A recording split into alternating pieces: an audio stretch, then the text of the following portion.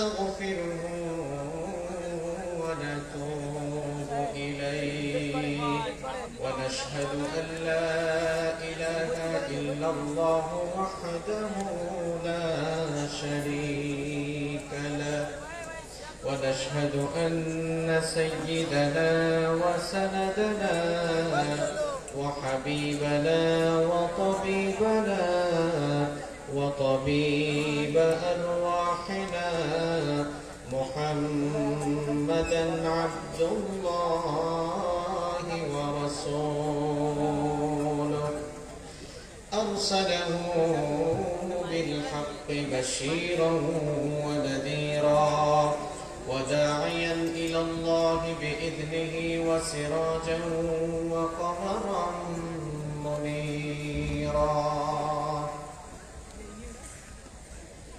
أما بعد فقد قال الله تعالى في كلامه المجيد وفي فرقانه الحميد أعوذ بالله من الشيطان الرجيم بسم الله الرحمن الرحيم إن الله وملائكته يصلون على النبي يا أيها الذين آمنوا صلوا عليه وسلموا تسليما সবাই জবানটা খুলে একটু দরুদ শরীফ পাঠ করেন اللهم صل على محمد وعلى آل محمد كما صليت على إبراهيم وعلى آل إبراهيم إنك حميد مجيد اللهم بارك على محمد وعلى آل محمد كما باركت على إبراهيم وعلى آل إبراهيم إنك حميد مجيد ربي زدني علما ربي زدني علما رب اشرح لي صدري ويسر لي أمري واحلل عقدة من لساني يفقه قولي سبحانك لا علم لنا إلا ما علمتنا إنك أنت العليم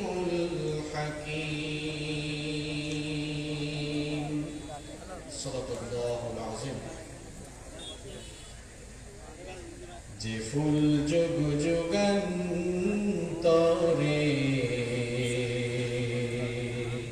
খুশবু ছড়ায় যে ফুল যুগ যুগান্তরে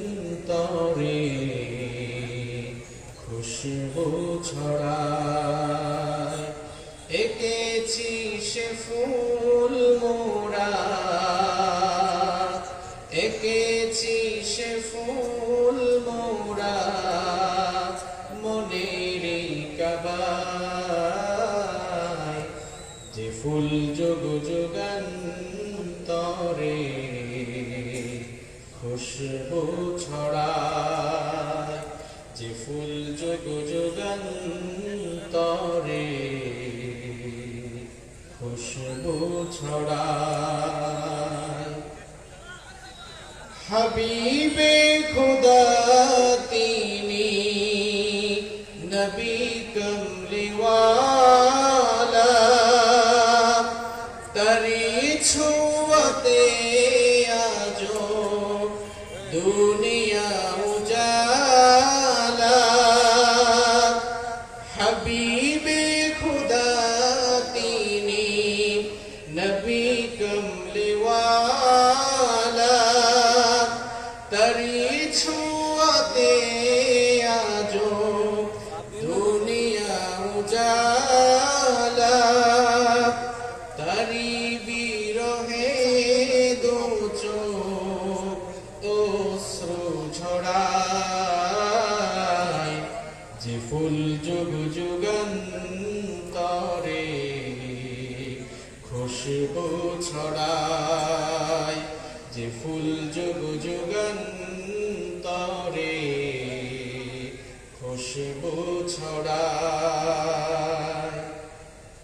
গাহে গুণগান যার খুদ খুদা তাআলা কবি ও কবি গাথে শত সুরমালা গাহে গুণগান যার খুদ খুদা তাআলা কবি ও কবি গাথে শত সুরমালা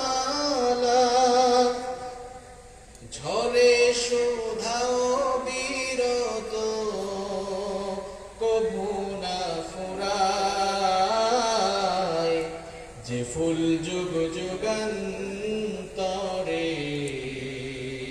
খুশবু ছড়ায় যে ফুল যুগ যুগান্তরে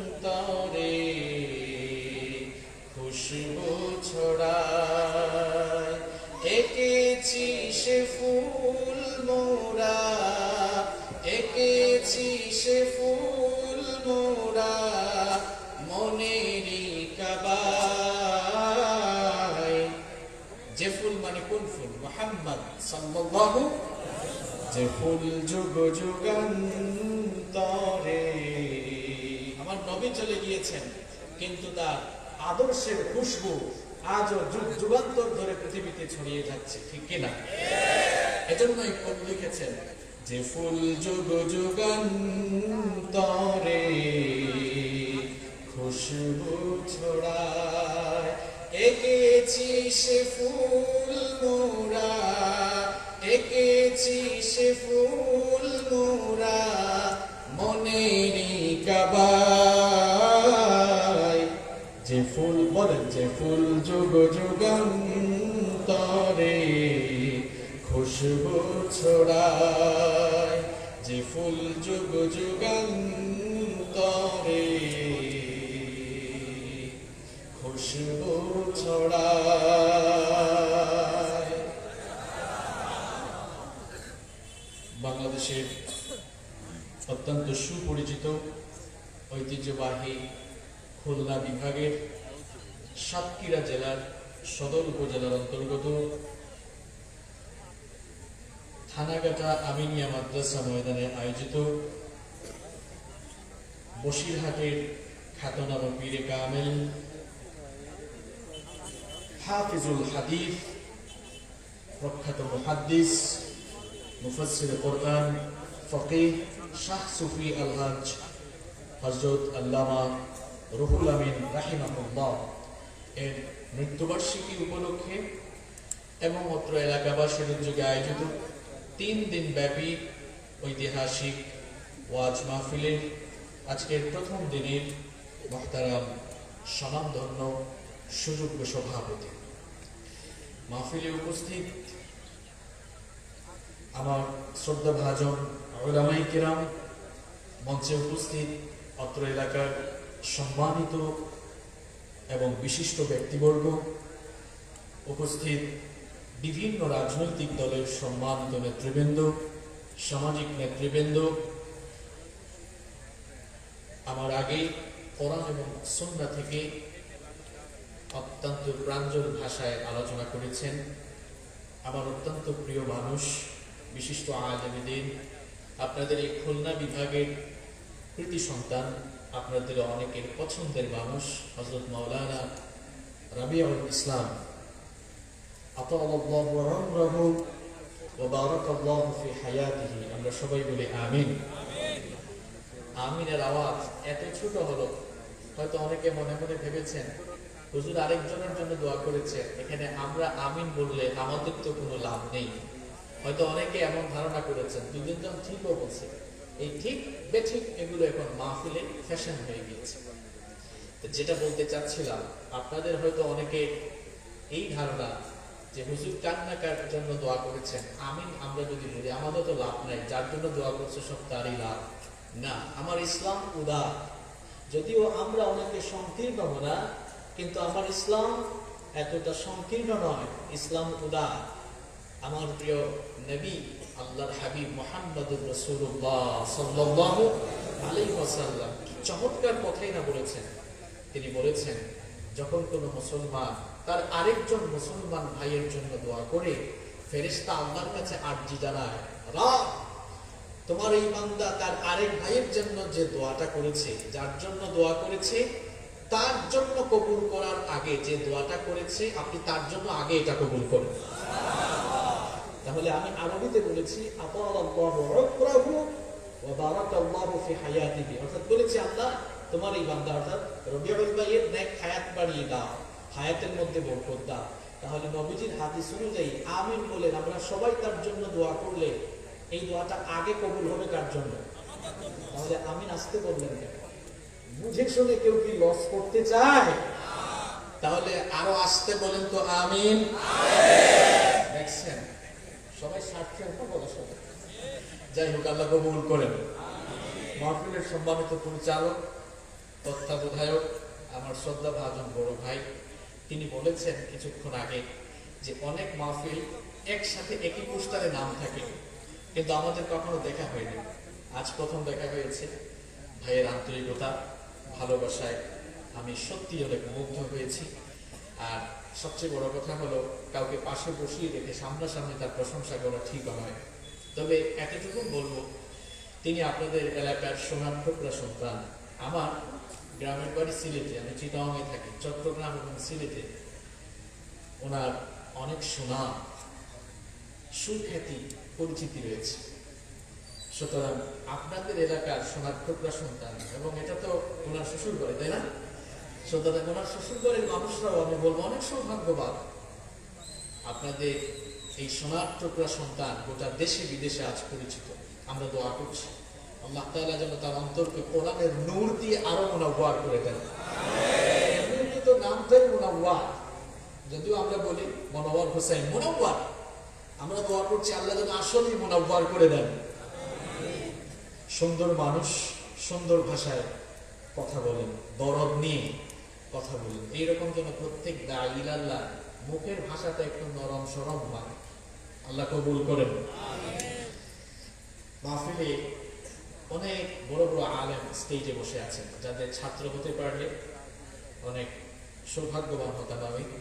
সম্মানিত ওলামায়ে কেরাম, মাহফিলে অনেক গণ্যমান্য ব্যক্তিবর্গ এসেছেন, বিভিন্ন প্রতিষ্ঠানের শিক্ষকবৃন্দ এসেছেন। আমার সামনে বসে আছেন আমার পিতৃতুল্য মুরব্বী বাবারা, যুগে যুগে আল্লাহর জমিনে আল্লাহর দ্বীনকে প্রতিষ্ঠার জন্য যারা সবচেয়ে বেশি অগ্রণী ভূমিকা পালন করেছেন। আমার কলিজার টুকরা প্রিয় যুবক এবং তরুণ ভাইয়েরা, স্কুল, কলেজ, ইউনিভার্সিটি এবং বিভিন্ন মাদ্রাসা পড়ুয়া আমার প্রাণ প্রিয় ছাত্র ভাইয়েরা, ঘরে বসে মহিলা প্যান্ডেল থেকে এবং পর্দার অন্তরায় থেকে যারা শুনছেন, আমার শ্রদ্ধেয়া সম্মানিতা মা এবং বোনেরা, মাহফিল বাস্তবায়নে সহযোগিতা করেছেন প্রশাসনের প্রিয় ভাইয়েরা, উপস্থিত মিডিয়ার প্রিয় কর্মী ভাইয়েরা, প্রাণ প্রিয় সাতক্ষীরাবাসী, আপনারা সবাই কেমন আছেন? আলহামদুলিল্লাহ, আমি অনেক ভালো আছি, কারণ এই সাতক্ষীরার মানুষকে আমি অনেক ভালোবাসি। ভালোবাসার মানুষদের সামনে আসলে এমনিতেই ভালো লাগাটা বেড়ে যায়। আলহামদুলিল্লাহ, আমাদের সবাইকে ভালো রেখেছেন কে? আমাদেরকে সুস্থতার সাথে বাঁচিয়ে রেখে এই নিয়ামতের জায়গা, বরকতের জায়গা, কোরআনের এই মাহফিলে আমাদেরকে আসার সুযোগ আর তৌফিক দিলেন কে? এজন্য সবটুকুন প্রশংসা আদায় করব কার? হৃদয়ের সকল ভালোবাসাকে উজাড় করে দিয়ে শরীরের সকল শক্তি গলার মাঝ বরাবর এনে যিনি সুস্থতার সাথে বাঁচিয়ে রেখে এই বরকতময় জায়গায় আমাদেরকে আসার তৌফিক দিলেন, তার জন্য আমরা খুশি মনে করছি। আলহামদুলিল্লাহ। প্রশংসা করেছেন কার? লাভটা হয়েছে কার? দেখছেন অবস্থা। আমি যদি এখানে কারো কোনো গান গাই, কারো প্রশংসা করি, তো যার প্রশংসা করবো তিনি খুশি হবেন। কিন্তু আমরা সবাই মিলে যখন আমাদের রবের, আমাদের মাবুদের প্রশংসা করি, তখন লাভটা কিন্তু আমাদেরই হয়। লাভটা কার হয়? আমাদেরই হয়। লা ইন শাকারতুম লা আযীদান্নাকুম। বান্দা যখন শুকরিয়া আদায় করে, আল্লাহর বড়ত্ব, কৃতজ্ঞতা ঘোষণা করে, আল্লাহ বলেন আমি আমার নিয়ামতের বাড়িধারা বান্দার জন্য আরো বেশি প্রবাহমান করে দিই। সুবহানাল্লাহ। কেমন এক রব পেয়েছি আমরা। আহারে, প্রত্যেকটি দিন, প্রত্যেকটি মুহূর্তে আমরা আমাদের রবের নিয়ামতের সাগরে ডুবে আছি। নিয়ামতের সাগরে নিমজ্জিত থেকে আমরা আমাদের রবের সঙ্গে কতটা নাফরমানি করি। আমাদেরকে বাঁচিয়ে রাখছেন কে? আসতে বলবেন না, বাঁচিয়ে রাখছেন কে? আজকের সকাল, আজকের ফজরটা শুরু হয়েছে অনেক মানুষের আহাজারি আর্তনাদ দিয়ে, কিন্তু আমরা যারা সুস্থতার সাথে সকাল শুরু করে এখন পর্যন্ত সুস্থ আছি, এর শুকরিয়া কিভাবে আদায় করব? প্রত্যেকটি মুহূর্তে আমরা আল্লাহর নিয়ামতের সাগরে হাবুডুবু খাচ্ছি। নিয়ামতের সাগরে ডুবে থেকে আবার যিনি এত নিয়ামত দিয়ে আমাদেরকে এত ভালো রাখছেন, তার সঙ্গে আমরা সীমালঙ্ঘন করছি, তার অবাধ্যতা করছি। গুনাহের সাগরে নিজেদেরকে আমরা এগিয়ে দিচ্ছি, অথচ আমাদেরকে এই নিয়ামতের সাগরে সার্বক্ষণিকভাবে আমাদেরকে ডুবিয়ে রাখছেন কে? আপনার জীবনে কত নিয়ামত আছে আপনি গণনা করে শেষ করতে পারবেন?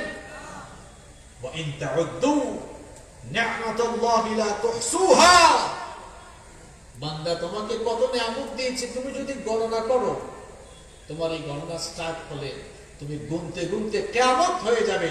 তোমার প্রতি আমার কত নিয়ামত, এটা গুনে তুমি শেষ করতে পারবা না। এত নিয়ামতের মধ্যে আমরা ডুবে আছি। পৃথিবীতে আল্লাহ তাআলা আমাদেরকে যত নিয়ামত দিয়েছেন, তার মধ্যে সবচাইতে বড় নিয়ামতের নাম কি আপনারা বলতে পারবেন? আচ্ছা, ঈমানের পরে সুস্থতা নিয়ামত, কিন্তু এরপরে নিজের দেহকে সুস্থ রাখার পাশাপাশি নিজের মন, অর্থাৎ দেহ, আত্মা সবকিছুকে সুস্থ রাখার জন্য আল্লাহ একটা নিয়ামত দিয়েছেন। ওই বড় নিয়ামতটার নাম কি? সবাই বললেন না তো? মহাগ্রন্থ আল কোরআন। এটা যদি আল্লাহ তাআলা আমাদেরকে না দিতেন, সত্য এবং সুন্দরের ঠিকানা খুঁজে পেতাম না। এই কোরআন যদি আল্লাহ আমাদেরকে না দিতেন, নাজাতের সন্ধান আমরা পেতাম না। কোরআনুল কারীম, এটি আমাদের জন্য সবচেয়ে বড় নিয়ামত। এই যে কথা বলছি, এটাও তো নিয়ামত, এটাও নিয়ামত। পৃথিবীর বহু মানুষ বোবা, কথা বলতে পারে না। সে আপনার দিকে তাকালে আফসোস করে, আহারে আমি যদি তার মতো কথা বলতে পারতাম। আপনি ঠোঁট নাড়ালে, আপনি জিহ্বা নাড়ালে আপনার মুখ থেকে বাংলা, ইংলিশ, আরবিক বা অন্যান্য বহু ভাষায় যারা পারদর্শী, তারা বিভিন্ন ভাষায় কথা বলতে পারছেন, তাদের জবান থেকে কথা বের হয়। কিন্তু যেই লোক কথা বলতে পারে না, তার ঠোঁট বা জিহ্বা নড়লে আ উ আ আ এরকম হয়। কিন্তু কথাটা আমি হাসানোর জন্য বলি না, বোঝানোর জন্য বলছি। সে ঠোঁট নাড়ায়, জিহ্বা নাড়ায়, কথা বলতে পারে না। আর আপনি ঠোঁট নাড়ালে, জিহ্বা নাড়ালে আপনি কথা বলতে পারছেন। এই কথা বলার নিয়ামত আপনাকে দিয়েছেন কে? আজকের আলোচনার বিষয় এই কথা বলার নিয়ামত। এক্সক্লুসিভ একটা বিষয় নিয়ে আপনাদের সামনে আজকে আমি কিছু কথা বলতে চাই। এই কথা বলার শক্তি দিয়েছেন কে? কেন আজকে এই মুখ, জবান নিয়ে কথা বলবো? এর কারণটা কি বলবো? জবান হচ্ছে আল্লাহর দেওয়া অনেক বড় একটি নিয়ামত। নবীজি বলেছেন, এই জবানের অপব্যবহারের কারণে কিয়ামতের দিন সবচাইতে বেশি সংখ্যক মানুষ জাহান্নামী হবে। আবার এই জবানটাকে যারা নিয়ন্ত্রণ করবে, জবানটার যারা সঠিক ব্যবহার করবে, তারা খুব সহজেই আল্লাহর জান্নাতে ঢুকতে পারবে। তাহলে সবাই আমাকে বলেন তো দেখি, আমরা জান্নাতে যেতে চাই কি চাই না? জান্নাতে যদি আমরা যেতে চাই, আল্লাহর নবী কি বলেছেন এবার শুনেন। তিরমিজি শরীফের হাদিস, عن أبي هريرة رضي الله عنه قال سئل رسول الله صلى الله عليه وسلم سيد المحدثين আবু হুরায়রা রাদিয়াল্লাহু আনহু হাদিসটি বর্ণনা করেছেন। তিনি বলেছেন, রাসূল কারীম সাল্লাল্লাহু আলাইহি ওয়াসাল্লামকে প্রশ্ন করা হলো, মা আকতারু মা ইউদখিলুন নাস আন-নার, ওগো আল্লাহর নবী, কোন আমলের কারণে, কোন জিনিসটার কারণে মানুষ সবচাইতে বেশি জাহান্নামে ঢুকবে? কিসের কারণে মানুষকে জাহান্নামের দিকে নিয়ে যাওয়া হবে? আল্লাহর নবী তখন জবাব দিলেন, দুটো জিনিসের অপব্যবহারের কারণে মানুষকে উপর করে জাহান্নামের দিকে নিয়ে যাওয়া হবে। সবাই বলেন তো দেখি কয়টা? আরো জোরে বলতে হবে, কয়টা?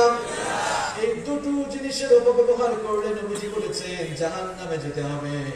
আল্লাহর নবী বললেন, এক নাম্বার হলো আল-ফাম, মুখ, এই জিহ্বা, কথা বলার যে শক্তি, এই জবান শক্তির অপব্যবহার। আর দুই নাম্বার হলো ওয়াল ফারাজ, অর্থাৎ লজ্জাস্থান। এই দুটো জিনিসের অপব্যবহার যারা করবে তারা আল্লাহর জাহান্নামে ঢুকবে। নাউযু বিল্লাহি মিন যালিক।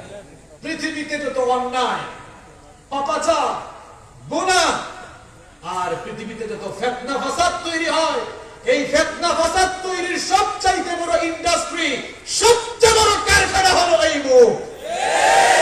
আজ মাহফিলে এত ফাসাদ কেন? আজ সমাজে এত বিশৃঙ্খলা কেন? পরিবারে এত দাঙ্গা হাঙ্গামা কেন? আপনি মূল ফ্যাক্টরি, উৎপাদন কোন জায়গায় হয়, উৎস কোন জায়গায়, কখনো ভেবেছেন? হাজবেন্ড ওয়াইফ, ভাই ভাইয়ের মধ্যে পেঁচাল লাগিয়ে রেখেছে। যারা পেঁচাল লাগাইছে কোন জিনিসটার মাধ্যমে লাগাইছে? কথা কন না কেন? আজ এই মাহফিল গুলো ছিল মানুষের হেদায়েত নেওয়ার জায়গা, এখন মাহফিল গুলো হয়ে গেছে গুন্ডামি করার জায়গা। কি আর বলবো কথা, আমরা যারা কথা বলি আমাদেরও এক একজনের বডি ল্যাঙ্গুয়েজ দেখলে মনে হয় বাপরে, বক্তব্য দেওয়ার জন্য আসছে না, মনে হয় নিজেকে জাহির করার জন্য এসছে। এটা কেমন বডি ল্যাঙ্গুয়েজ? আমরা যারা এখন মাহফিলে কথা বলবো, আমরা আমাদের নিজের জবানকেই ঠিক রাখতে পারছি না। আমরা নিজেরাই এখন জবানের অপব্যবহার করছি। এক আলেম আরেক আলেমকে গুতাগুতি করে, এরকম আছে না নাই? কিলাকিলি আর গুতাগুতি করতে করতে, আহারে আমি তো চিন্তায় আছি, 2-4 বছর পরে এই দেশের মানুষ যে কি করবে হুজুরকে ঠেলাঠেলি দেখে। নবীজির সময় তো আহলে হাদিস ছিল না, নবীজির সময় হানাফি ছিল না, নবীজির সময় শাফিঈ ছিল না, মালিকি ছিল না, নবীজির সময় ওয়াহাবি ছিল না, সুন্নিও ছিল না। নবীজির সময় ছিল একটা পরিচয়, সবাই পরিচিত, সেই পরিচয় হলো মুসলমান। কিসের পরিচয় দাও তুমি? আমাদের পরিচয় একটা, আমরা সবাই মুসলমান। পৃথিবীর সমস্ত নবীরা মুসলমান ছিলেন এবং তারা পৃথিবীর মানুষদেরকে মুসলমান বানানোর কাজ করেছে। এটাই বড় পরিচয় আমাদের। যে ঠেলাঠেলি আর গোতাগুতি শুরু হয়েছে, আগে তো আপনারা আমাদের কাছে দোয়া চাইতেন, হুজুর আমাদের জন্য দোয়া করেন।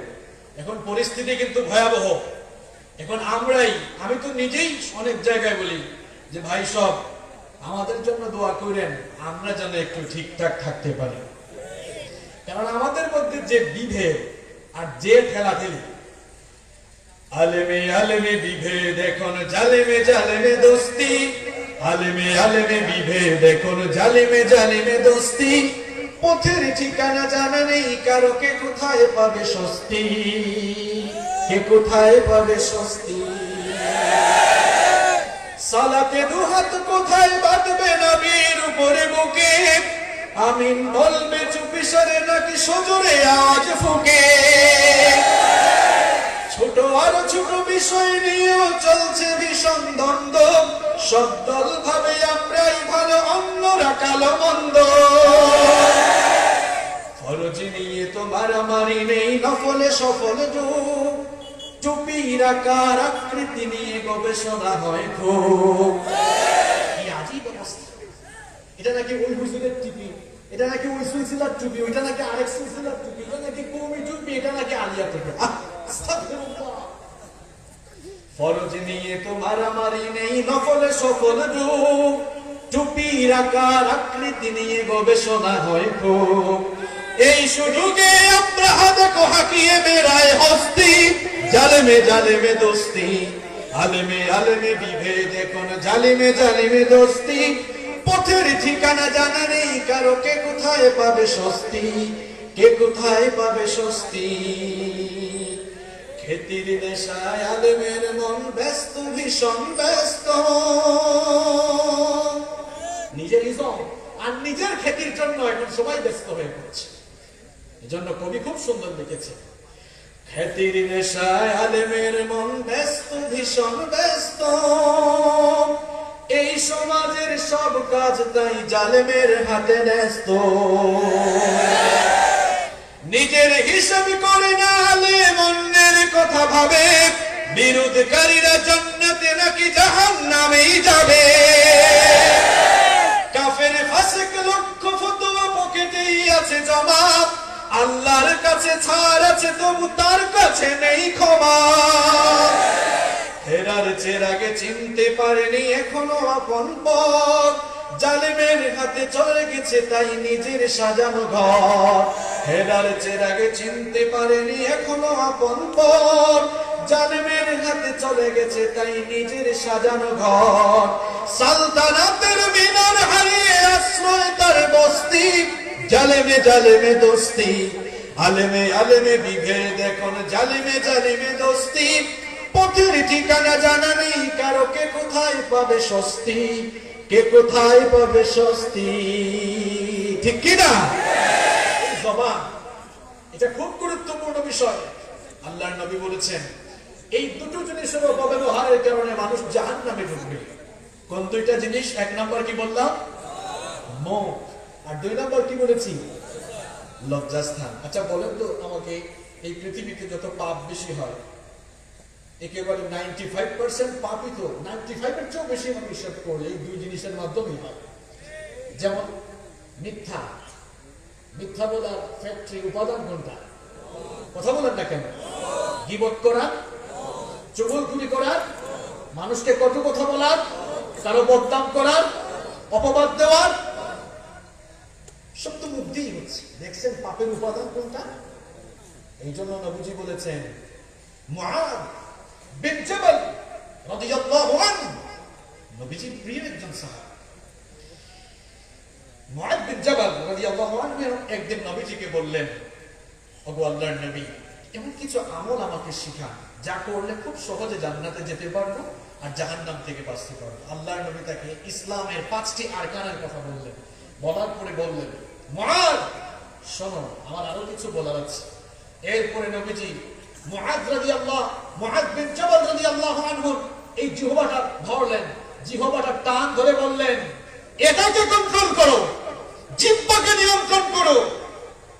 তখন মুআদ বিন জাবাল রাদিয়াল্লাহু আনহু নবীজিকে প্রশ্ন করলেন, তিরমিজি শরীফের হাদিস, তিনি বললেন, ইয়া নবিয়াল্লাহ, হে আল্লাহর নবী, ওয়া ইন্না লামুআখাযুনা বিমা নাতাকাল্লামু বিহ, আমরা মুখ দিয়ে যা বলি এর জন্য কি আল্লাহ তাআলা আমাকে পাকড়াও করবেন, আমাকে ধরবেন? নবীজি তখন বললেন, মুআদ, তুমি কি জানো না এই জবানের অপব্যবহারের কারণে কিয়ামতের দিন ওই জবান অপব্যবহারকারী লোকদেরকে ফেরেশতারা উপর করে টেনে জাহান্নামে নিয়ে যাবে। নাউযু বিল্লাহি মিন যালিক। কি মনে করছেন আপনার এই জিহ্বা আছে বলে যে ফডর ফডর করে কথা বলেন, যা মন চায় তাই বলেন? এই জবানের অপব্যবহারকারীরা এরা কিন্তু আল্লাহর পাকড়াও থেকে বাঁচবে না। এই জবানের অপব্যবহার করলে যেমন জাহান্নামে যাওয়া লাগবে, পক্ষান্তরে যে সকল বান্দারা এই জবানের সঠিক ব্যবহার করবে, এই জবানটাকে যারা নিয়ন্ত্রণ রাখবে, তাদের ব্যাপারে সুসংবাদ দিয়েছেন মুহাম্মদ, সবাই পড়েন সাল্লাল্লাহু আলাইহি ওয়াসাল্লাম। বুখারী শরীফের হাদিস, আল্লাহর নবীর হাদিস, বুখারীর বর্ণনা, عن سهل بن سعد عن رسول الله صلى الله عليه وسلم, সাহাল বিন সাদ রাদিয়াল্লাহু আনহু নবীজি থেকে এই হাদিসটি বর্ণনা করেছেন। নবীজি বলেছেন, মাইয়াকবালি মা বাইনা লাহিয়াইহি ওয়া মা বাইনা রিজলাইহি আযমানু লাহুল জান্নাহ।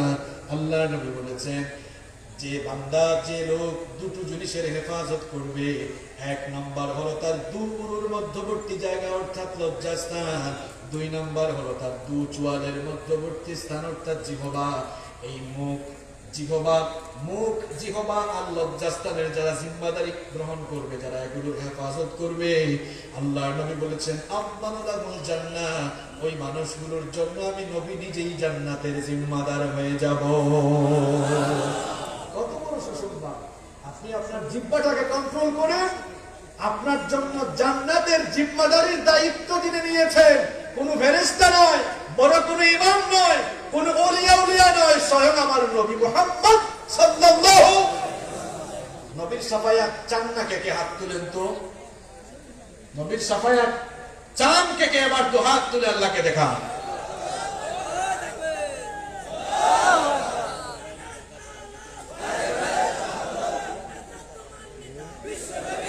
হাতগুলো নামান, আল্লাহ কবুল করেন।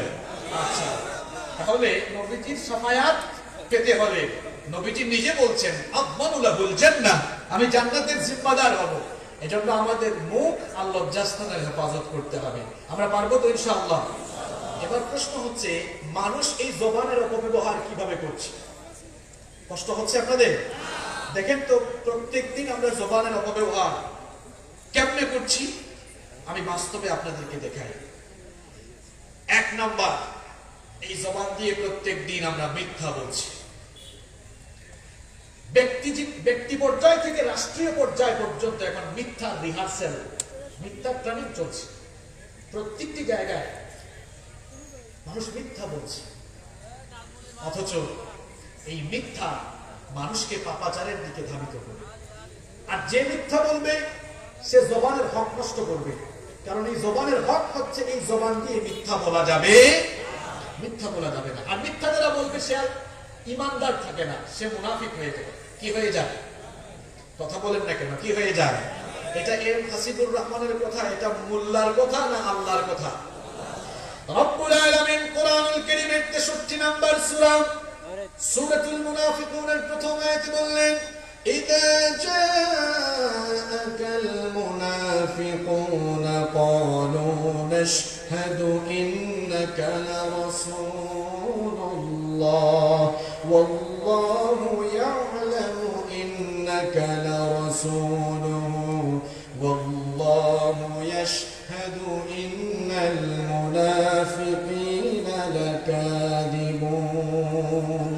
আল্লাহ তাআলা বলেন, ও আমার হাবিব, যখন এই মুনাফিকেরা তোমার কাছে আসে তখন তারা বলে আমরা সাক্ষ্য দিচ্ছি তুমি আল্লাহর রাসূল। ওগো আমার হাবিব, এই মুনাফিকগুলোকে আপনি জানিয়ে দেন আল্লাহু ইয়াশহাদু ইন্নাকা লারাসূলুহু, আল্লাহ নিজেই সাক্ষ্য দিচ্ছেন আপনি আল্লাহর নবী। আর এই মুনাফিকগুলোকে বলে দেন ইন্নাল মুনাফিকিনা লাকাযিবুন, মুনাফিকেরা মিথ্যাবাদী হয়, এদের বৈশিষ্ট্য হলো কথায় কথায় মিথ্যা বলা। তাহলে আপনি যে জবান দিয়ে মিথ্যা বলছেন, মিথ্যা বলার পরে আপনি আর মুসলমানের খাতায় নিজের নাম আপনি আটকাতে পারেন নাই, রাখতে পারেন নাই, মিথ্যা বলার পরেই নিজের নামটা মুনাফিকের লিস্টে উঠায় দিচ্ছেন। নবীজি আরো বলেছেন মুনাফিকের বৈশিষ্ট্য 3টি, অন্য হাদিসে আরেকটি বাড়িয়ে বলা হয়েছে 4টি। তার মধ্যে একটি বৈশিষ্ট্য হলো ইদা হাদ্দাতা কাযাবা, মুনাফিক মার্কা লোকেরা যখন কথা বলে কথায় কথায় মিথ্যা বলে। ঠিক বেঠিক বলিয়েন না, খালি আবার বুঝেন। তাহলে মিথ্যা বলার কারণে ইমানদার থাকা যায় না। আর নাম্বার 2 নম্বর হলো মিথ্যা বলার কারণে জবানের হক নষ্ট হয়, জবানের অপব্যবহার হয়। একটু আগে যে হাদিসটা আমরা পড়লাম, এটা নিয়ে আমি বারবার প্রশ্ন করব, বলেন তো জবানের অপব্যবহারকারীরা, জবানের হক নষ্টকারীদের পরিণতি কোথায়?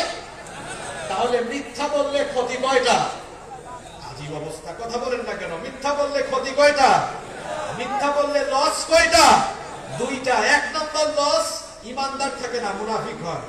আর মুনাফিকরা কিন্তু জাহান্নামে যাবে না, জাহান্নামের নিচের তলায় যাবে। ইন্নাল মুনাফিকিনা ফিদ দারকিল আসফালি মিনান নার। তাহলে মিথ্যা বলার 1 নম্বর ক্ষতি হলো জাহান্নামের নিচতলা। আবু লাহাব আবু জাহাল উপরের তলায়। আর আপনার কপালে তো খারাপ, মিথ্যা বলে মুনাফিক হইলে আবু লাহাব আবু জাহেলদের নিচের তলায় থাকা লাগবে। 2 নম্বর ক্ষতি হলো মিথ্যা বললে জবানের হক নষ্ট হয়ে যায়, যার পরিণতিও হলো জাহান্নাম। তাহলে জবানের অপব্যবহার থেকে বাঁচতে হলে আমরা কি আজ থেকে মিথ্যার চর্চা করব নাকি চিরদিনের মতো মিথ্যা বলা বাদ দিব? যারা বলতেছেন না মনে মনে নিয়ত আছে না হুজুর মাঝে মাঝে তো বলতে হবে। আমরা তো বলি, ফোন দিছে দোস্ত তুমি কোথায়?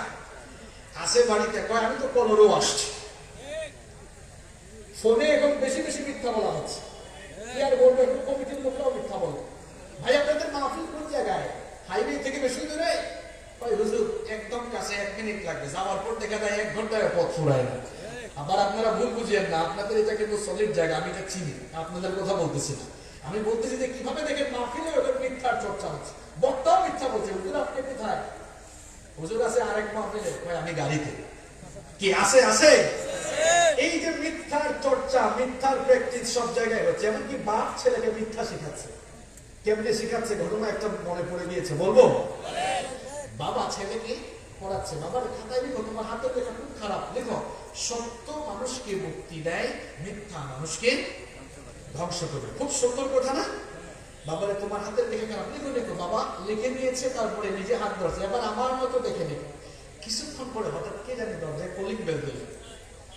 এখন কলিং বেল দেওয়ার পরে ওয়াইফ এসে বলছে অমুক বাড়ি কালাম ভাই আসছে। কি বলো? কালাম ভাই তো আমার কাছে কিছু টাকা নাই। এখন বউকে তো আর দরজা খুঁজে পাঠাতে পারে না, বাসায় কেউ নাই। এবার যে ছেলেকে এতক্ষণ লেখাইলো সত্য মানুষকে মুক্তি দেয়, মিথ্যা মানুষকে ধ্বংস করে, বললো আব্বু একটু যাও তো, দরজা খুলে বললো আব্বু বাসায় নাই। দেখছেন, একটু আগে নীতিবাক্য শেখালো, আর এখন নিজের ছেলেকে দিয়ে মিথ্যা বলার প্রশিক্ষণ দিল। এভাবে আমাদের সমাজে মিথ্যা প্র্যাকটিস, আমরা মিথ্যার চর্চা করছি কিনা? মিথ্যা বললে দুটো লস হচ্ছে, আপনার জবানের হক নষ্ট হচ্ছে। 2 নম্বর, নিজে মুনাফিক হয়ে যাচ্ছে। মিথ্যা বলবো না আজ থেকে, এই ওয়াদা কি করা যায়? এই ওয়াদা কি করা যায়? কারা কারা রাজি? আল্লাহকে হাত তুলে একটু দেখান। মাশাআল্লাহ, হাত তুলুন, আমার আল্লাহ কবুল করেন। পয়েন্টগুলো মনে রাখবেন, যাদের নোট করার সুযোগ আছে নোট করে নিয়ে যান। আমরা এখানে, আমি আপনাদের এই চেয়ারে বসছি, আপনাদের মধ্যে মারামারি লাগাতেও না। উম্মতের ঘরে আগুন লেগেছে, উম্মতের ঘরে আগুন লেগেছে, আমি এসেছি পানি ঢালতে। যদি পানি ঢালতে না পারি অন্তত কেরোসিন ঢেলে যাবো না। আকলমান লোকদেরকে ইশারা দিলেই চলে, আশা করি বুঝতে পেরেছেন। আরে ভাই, হাত নাভিতে বাঁধবেন না বুকে বাঁধবেন? মানুষ তো নামাজই পড়ে না। আপনি আছেন এটা জায়েজ না ওইটা জায়েজ। মানুষ কুরআন এখনো ঠিক মতো পড়তে পারছে না। উম্মতের ঘরে আগুন লেগেছে, হয় আগুন নেভানোর জন্য পানি ঢালেন, যদি পানি ঢালতে না পারেন, সেই যোগ্যতা না থাকে, চুপ করে দাঁড়িয়ে থাকেন, কেরোসিন ঢেলে আপনি আবার আগুন লাগাবেন না। কি শুরু করেছেন? আল্লাহ বুঝার তৌফিক দান করেন। সম্মানিত ভাইরা, তাহলে বলছিলাম মিথ্যা আমরা আর বলবো না। মিথ্যা বলবো? আল্লাহ তৌফিক দান করেন।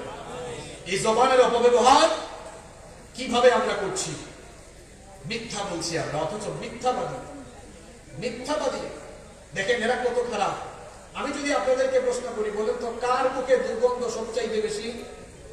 আপনারা বলবেন হুজুর যে দাঁত ব্রাশ করে না, অথবা যার দাঁতে মুখের সমস্যা তার মুখের দুর্গন্ধ বেশি। না, আপনাদের এই কথা ভুল।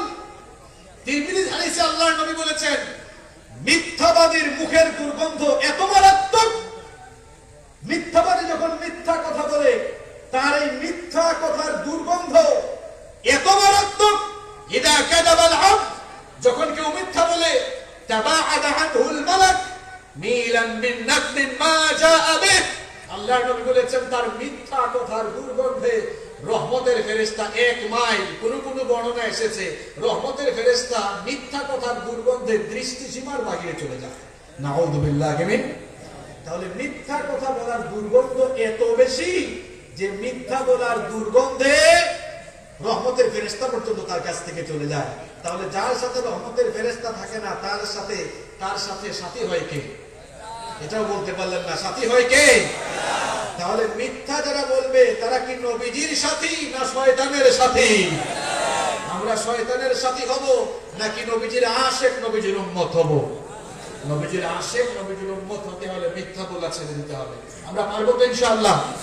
নাম্বার 2, আসেন এই জবানের অপব্যবহার কিভাবে আমরা করছি দেখেন। এই জবানের অপব্যবহার হয়। 2 নম্বর যে পদ্ধতিতে, এই জবান দিয়ে আমরা খালি গালাগালি করি, গালাগালি করি, যে যেখানে সুযোগ পায় গালাগালি করি। হুজুর দেখলেও গালাগালি, টুপিওয়ালা মোল্লা, হ্যাঁ এই মোল্লা সেই মোল্লা, মৌলবাদী জঙ্গিবাদী, এরকম গালাগালি আছে না নাই? এখানে মানে হুজুর আরেক হুজুরকে গালি দেয়, এক ভাই আরেক ভাইকে গালি দেয়, একজন আরেকজনকে গালি দিচ্ছে, এক বোন আরেক বোনকে গালি দিচ্ছে। এই যে আমরা গালিগালাজ করছি, গালিগালাজ করে আমরা জবানের হক নষ্ট করছি। 2 নম্বর মুনাফিকের আরেকটি বৈশিষ্ট্য, ইদা খাসামা ফাজারা, যখন সে ঝগড়া করে তখন অশ্লীল ভাষায় গালাগালি করে।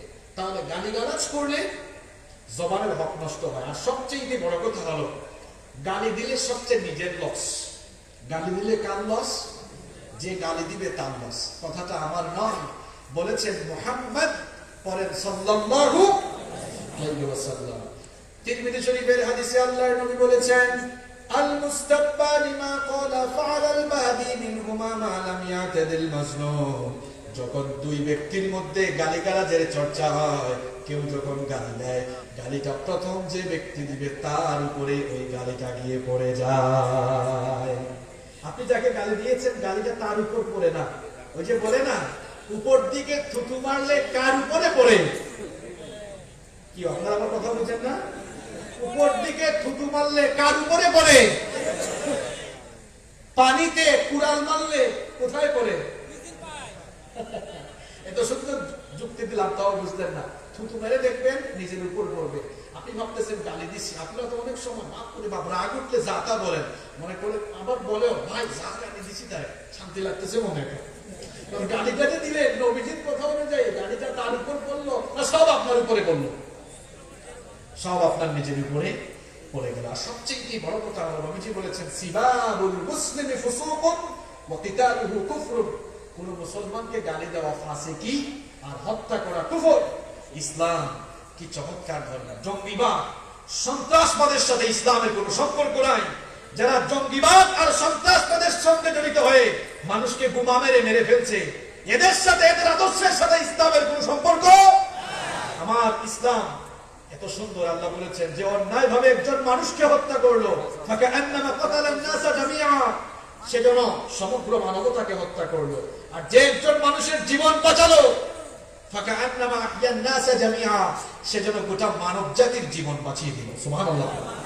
তাহলে ইসলাম জঙ্গিবাদ, সন্ত্রাসবাদের দিকে মানুষকে আহ্বান করে না, বরং ইসলাম মানুষকে শান্তির দিকে, নিরাপত্তার দিকে, সত্য আর সুন্দরের দিকে আহ্বান করে। সম্মানিত ভাইয়েরা, তাহলে এই জবানের হক নষ্ট হয়, এই জবান দিয়ে মানুষকে অশ্লীল ভাষায় গালিগালাজ করবে। এখন তো গালাগালি করার জন্য একটা সুন্দর প্ল্যাটফর্ম আছে। কে বলতে পারবেন? বুদ্ধিমান কে আছেন? বলেন তো, এটার নাম কি? হ্যাঁ, না না না, মানে সবাই যেন একটু গালিগালাজ দিতে পারে, লিখতে পারে, একটা জায়গা আছে ফেসবুক। ফেসবুকের কমেন্টে গালিগালাজ দেখে প্রোফাইল দিয়ে দেখলে দেখা যায় আবার যে সুন্দর টুপিও লাগিয়েছে, নিজেকে আশিক রাসূল লিখে রাখছে, নবীর উম্মত লিখছে, নিজেকে ভালো মুসলমান দাবি করছে, আবার দেখা যাচ্ছে দাঁড়িয়েও আছে, কিন্তু কমেন্টের যা অবস্থা! মানে এখন ফেসবুকের কমেন্ট দেখে মনে হয় না যে এটা আসলে মুসলমানের চরিত্র। যা মন চায় তাই লিখছেন, তাই পোস্ট করছেন, যা মন চায় যাকে মন চায় গালি দিচ্ছেন। আপনি মরে গেলেও কিন্তু এগুলা থেকে যাবে, এগুলো কিন্তু ফেরেশতার খাতায় রেকর্ড হয়ে গিয়েছে। এগুলোর কড়াই গন্ডায় হিসাব চিনে নেবেন তিনি কে।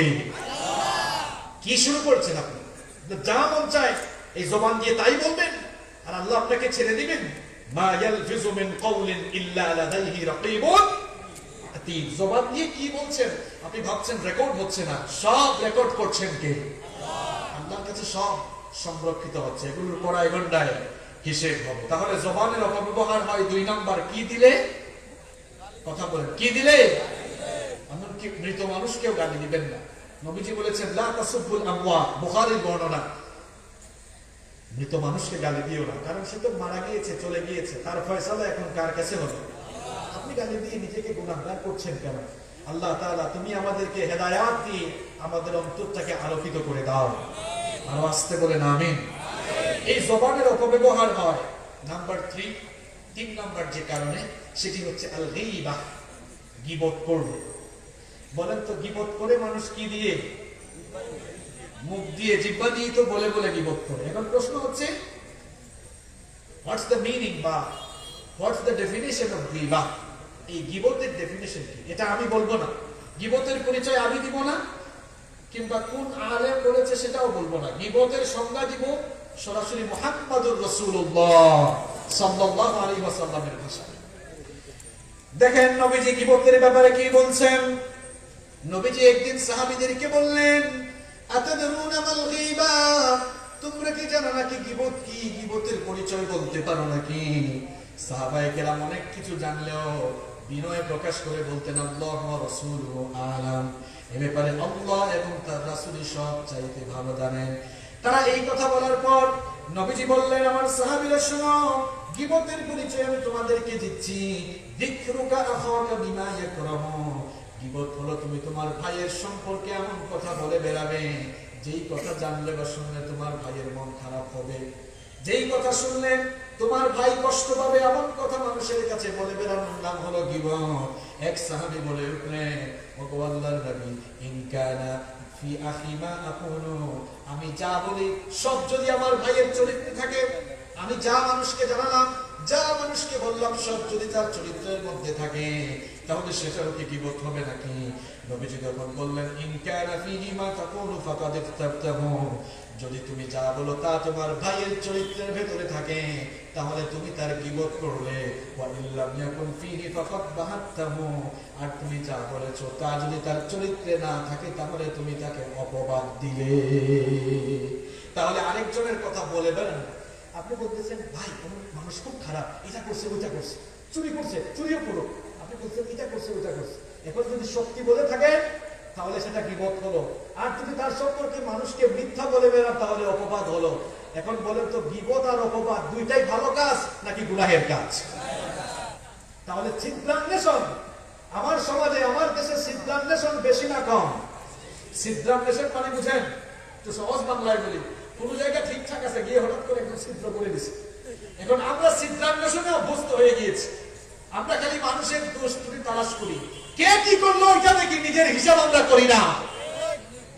নিজের হিসাব করেন, আত্মসমালোচনা করেন। মানুষকে নিয়ে সমালোচনার আগে নিজের চরকায় তেল দেন আগে। নিজেকে নিয়ে একটু ভাবেন, আয়নার সামনে নিজের চেহারা দেখেন, নিজের চরিত্র আগে ঠিক করেন। গীবত এটি এত মারাত্মক গুনাহ, নবীজি বলেছেন, আল গীবাতু আশাদ্দু মিনাজ জিনা, গীবত জিনার চাইতে মারাত্মক। পরিচিত হাদিস, পরিচিত কথা জানেন। আমি যেটা বলতে চাই, গীবত জিনার চাইতে মারাত্মক হলো কেমনে? কেমনে মারাত্মক হলো?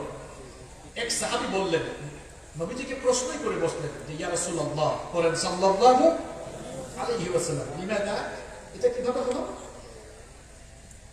গীবত জিনার চাইতে মারাত্মক হলো কেমনে? নবীজি তখন বললেন, লিআন্না রাজুলা ইয়াজনি ফায়াতুবু ইলাল্লাহ ফায়াতুবু আল্লাহু আলাইহি, যখন আল্লাহর কোন বান্দা গীবত করে, যখন আল্লাহর কোন বান্দা জিনা করে, জিনা করার পর আল্লাহর কাছে তাওবা করলে, এটা কার হকের সাথে সংশ্লিষ্ট? আল্লাহ। আল্লাহ চাইলে মাফ করে দিতে পারেন, কিন্তু ওয়াল গীবাতু লা তুগফার হাত্তা ইয়াগফিরহা সাহিবুহা, কিন্তু যখন কেউ গীবত করে, যার নামে গীবত করেছে, সে যদি তাকে মাফ না করে, আল্লাহ তাকে মাফ করবেন না। কারণ এটা আল্লাহর হক না বান্দার হক? আপনি গীবত করে বান্দার হক নষ্ট করেছেন। বান্দার হক এটা খুব সেনসিটিভ বিষয়। বান্দার হক নষ্ট করে কেউ যদি ওই বান্দার কাছে ক্ষমা না আছে, কাবা শরীফের ইমামের কাছে গিয়ে তাওবা করে, আল্লাহ তার তাওবা ততক্ষণ কবুল করবেন না যতক্ষণ না ওই বান্দা তাকে মাফ করে। আপনি যে একটু সুযোগ পাইয়াই মানুষের ঘর বাড়ি দখল করেছেন, ঘর বাড়ি থেকে বের করে দিয়েছেন, মানুষের উপরে জুলুম নিপীড়ন চালিয়েছেন, একটু ঈমান এনেছে, ঈমানের কথা বলেছে বলে আপনি ঐক্যবদ্ধ ষড়যন্ত্রের মাধ্যমে ঘরে থাকতে দেন না। হক নষ্ট করার কারণে পাই পাই করে আল্লাহর কাছে হিসাব দেওয়া লাগবে। কারণ এটা আল্লাহর হক নয়, বান্দার হক, ঠিক কি না? বান্দার হক খুব সেনসিটিভ জায়গা। কি মনে করছেন যা করার করছি, হস্তস করে সব একেবারে সব গুনাহ মাফ করা ক্লিয়ার, একদম অল ক্লিয়ার হয়ে সোজা চলে যাবে, এত সোজা? বান্দার হক খুব সেনসিটিভ বিষয়, খুব সেনসিটিভ বিষয়। আল্লাহ আমাদেরকে হেদায়েত দান করুন। তাহলে প্রিয় ভাইয়েরা, এই জবানের অপব্যবহার মানুষ করছে গীবত করে করে। নাম্বার 4, 4 নাম্বার হচ্ছে এই জবান দিয়ে মানুষ দ্বিমুখী কথা বলে। দ্বিমুখী স্বভাবের মানুষ চিনেন তো আপনারা? এই জবান মানুষ কিভাবে নষ্ট করছে দেখেন। মাহফিলে এসে বলে আমরা আপনাদের সঙ্গে আছি, মাহফিল থেকে নেমে যাওয়ার পরে মাহফিলটা নষ্ট করার জন্য ষড়যন্ত্র করে, মাহফিল বন্ধের জন্য কাজ করে। তাহলে এটা এক মুখা নাকি দুই মুখা মানুষ? এটা দ্বিমুখী স্বভাবের মানুষ, দুই স্বভাবের। এক এক জায়গায় এক এক কথা বলে। ইমানদারদের সামনে আসতে বলে আমরা তোমাদের সাথে আছি, আবার বেঈমানদের সাথে গেলে বলে আমরা তোমাদের সাথেও আছি। যেই দিকে বৃষ্টি ওই দিকেই ছাতা ধরে। এটা ইমানদার না মুনাফিক? এটা ইমানদার না মুনাফিক? তাহলে এইভাবে এক জবানে দুই কথা যারা বলে, এরাও তাদের, এই সকল লোকেরাও তারা তাদের জবানের হক নষ্ট করছে। নাম্বার 5, কষ্ট হচ্ছে আপনাদের? কয়েক মিনিট থাকা যাবে তো? দেখেন জবান কি, কোন বিষয়টাই ওয়াজ করব। আগে নিজের জবান ঠিক করেন নি। আগে এই জবান দিয়ে কত কি করছেন আপনি দেখেন। ওয়াজ তো বহু বলো, আগে নিজের এই জিহ্বা মুখটা ঠিক করেন। এই মুখকে তো আপনি লাগামহীন করে ফেলেছেন, যা মন চায় তাই বলেন। কি শুরু করেছেন আপনি?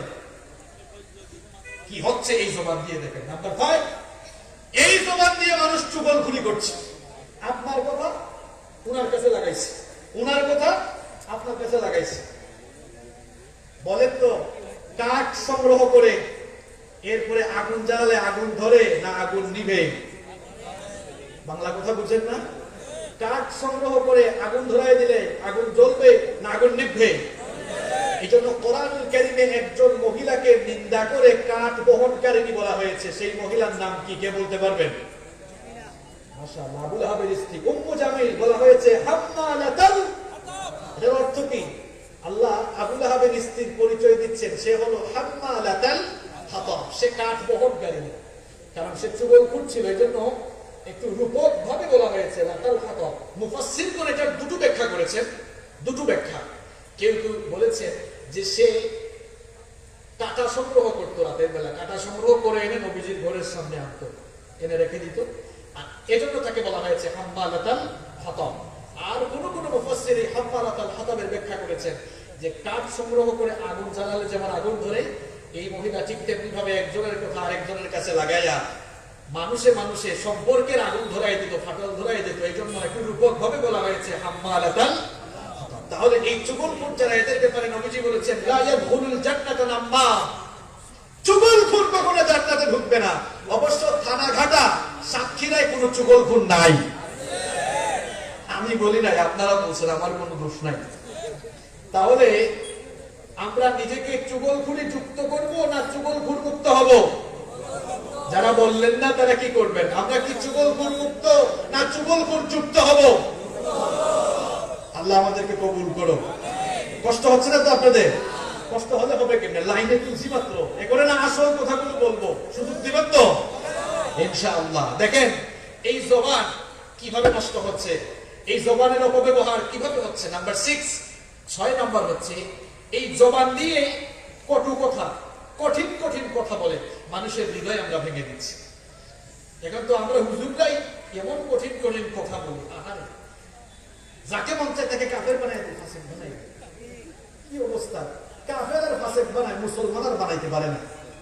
মুসলমান বানানোর কাজ করেন। ওই যে বললাম, উম্মতের ঘরে আগুন লেগেছে, কেরোসিন ঢালবেন না, পারলে পানি ঢালেন, নাহলে চুপ করে বসে থাকেন।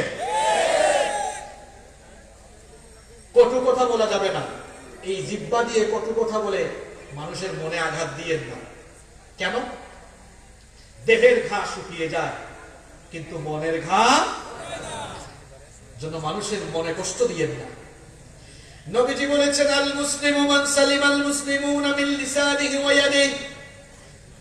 বুখারী এবং মুসলিম শরীফের হাদিস, অনেক পরিচিত হাদিস। নবীজি বলেছেন সেই ব্যক্তি হলো মুসলমান যার জিহ্বা এবং হাতের অনিষ্ট থেকে অন্য মুসলমান নিরাপদ থাকে।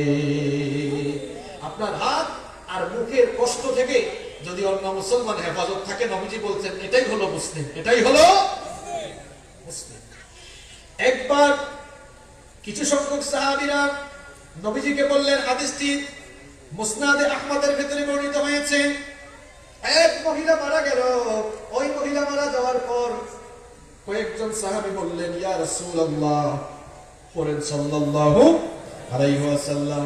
তারা বললেন, এই মহিলা অনেক নামাজ পড়তো, রমজান মাসে রোজা রাখতো, হজ করতো, মাঝে মাঝে দান সাদাকা করতো, অনেক ভালো আমল করতো, কিন্তু এই মহিলা তার মুখ দিয়ে প্রতিবেশীকে কষ্ট দিত, মানুষকে কষ্ট দিত।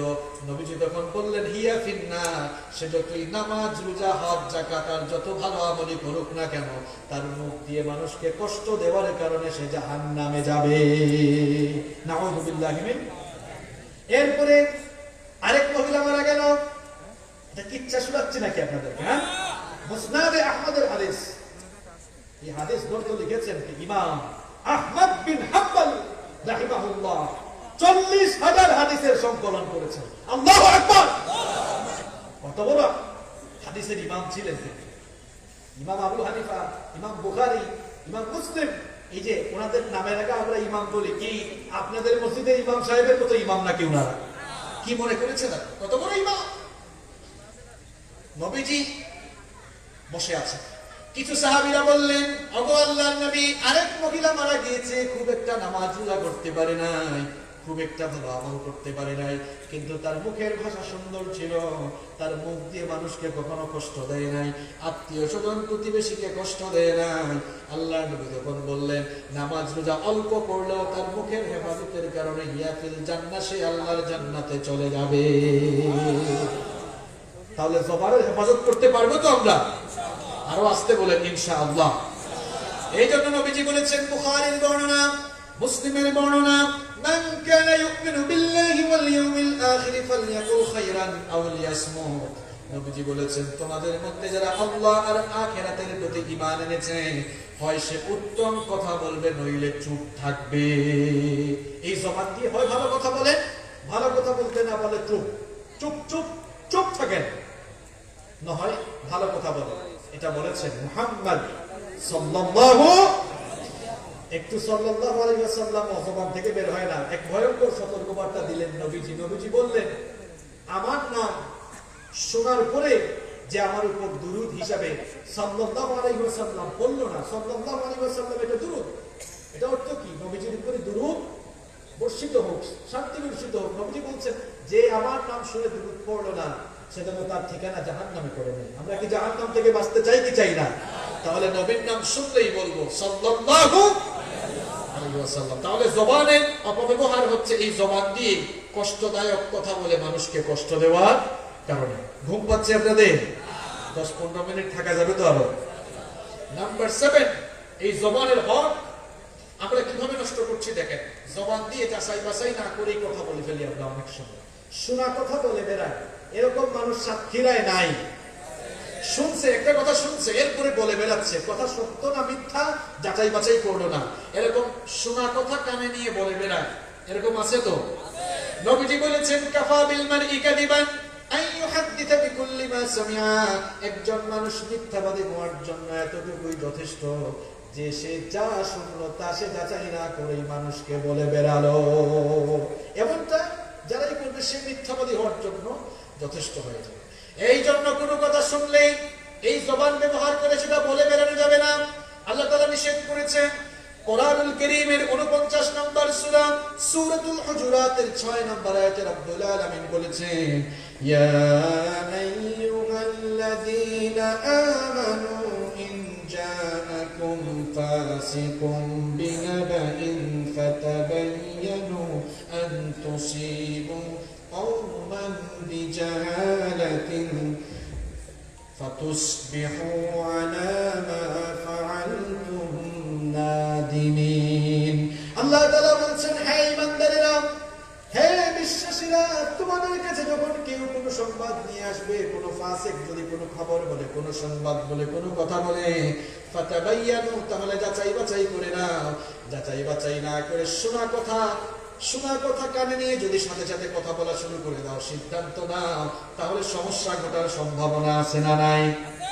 কেমনে সমস্যা ঘটেছিল শুনেন। এই আয়াত নাযিলের একটি ব্যাকগ্রাউন্ড, সাবাবুন নুজুল রয়েছে। কোন প্রেক্ষাপটকে কেন্দ্র করে এই আয়াত নাযিল হয়েছিল এবার শুনেন। উম্মুল মুমিনিন জুরাইরিয়া রাদিয়াল্লাহু আনহার পিতা হারিস বিন দিরার নবীজির খেদমতে গেলেন। নবীজির খেদমতে যাওয়ার পরে তিনি ঈমান আনলেন। এরপরে নবীজি তাকে বললেন যে তুমি ইসলামের সবগুলো রুকন মানবা, যাকাতও দিবা।